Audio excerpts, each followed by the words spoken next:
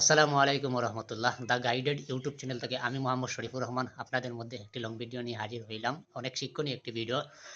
আশা করি আপনারা সম্পূর্ণ ভিডিওটি দেখবেন এবং ভালো লাগলে লাইক, কমেন্ট এবং শেয়ার করে এবং চ্যানেলটিকে সাবস্ক্রাইব করে আমাদের সাথে থাকবেন। তো চলুন গল্পটি শুরু করা যাক। এক রাজমহলে দুর্দর্শ ডাকাত দল হামলা করছে। হামলা ওরত অবস্থায় সব কিছু লুণ্ঠন করার পর সেই রাজমহলের রাজকুমারীর দিকে ডাকাত দলের নজর পড়ল। অনেক সুন্দরী একজন রাজ রাজকুমারী। তো তার উপর যখন ডাকাত দলের দৃষ্টি পড়ল, তাকে লুণ্ঠন করতে চাইল, তার ইজ্জত, তার সঙ্গম, তখন ওই রাজা বাদশাদের বলল যে মা তুই পালিয়ে যা, আমরা এদিকে লক্ষ্য রাখতেছি।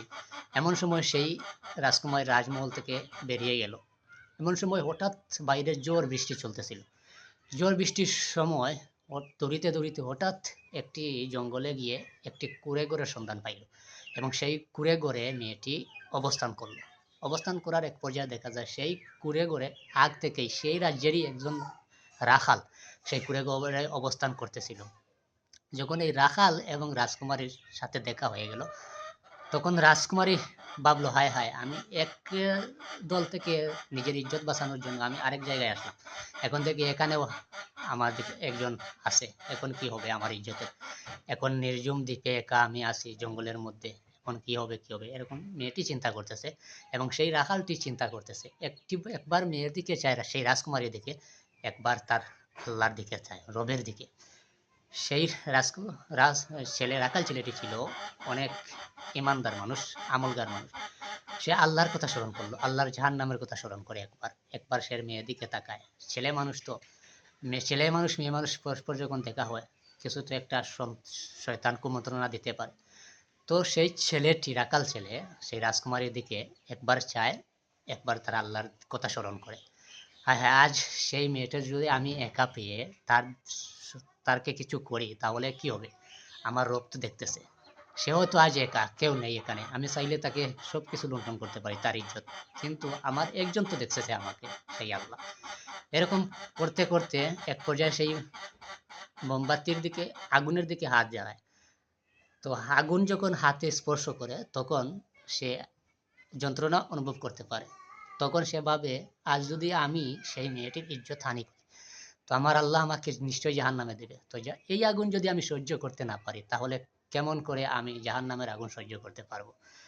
তো এই কথা ভেবে বুর হয়ে গেল এবং সেই রাখাল ছেলে সারা রাত এই কুড়ে ঘুরে অবস্থান করলো, করে কোনো কিছু করতে পারলো না, একমাত্র আল্লাহর বয়ে। তখন সে সব কিছু রাজকুমারীর কাছ থেকে শুনতে পাইল। শুনতে পাওয়ার পর সেই রাজকুমারীকে সকালবেলা সেই রাজপ্রাসাদে ফিরিয়ে দিল। রাজপ্রাসাদে সেই রাজকুমারীকে ফিরিয়ে দেওয়ার পর সেই রাজা এবং রানী চিন্তা করলো এমন একজন নেককার ছেলের সাথে যে আমার মেয়েটাকে বিয়ে দিতে পারে, তো অনেক উপকার হয়, অনেক ভালো হবে। তাই সেই রাজকুমারীকে সেই রাখাল ছেলের সাথে বিয়ে দিয়ে দিল। সেখান থেকে একটা বিষয় শিক্ষার আছে নাকি, যে সবর করলে অনেক কিছু পাওয়া যায়, সবরে মাওয়া বলে। সেই রাজকুমার এবং রাখাল ছিল তার জ্বলন্ত প্রমাণ।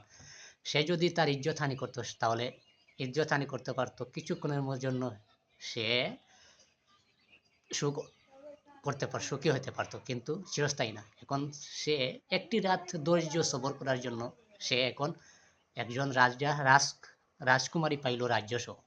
তো আপনারা এখান থেকে কি শিখতে পারলেন? আর আমার কথার মধ্যে হয়তো নতুন অনেক ভুল ত্রুটি থাকতে পারে, আপনারা ক্ষমা সুন্দর দৃষ্টিতে দেখবেন। আর আশা করি লাইক সাবস্ক্রাইব করে আমার পাশে থাকবেন। ধন্যবাদ আপনাদের।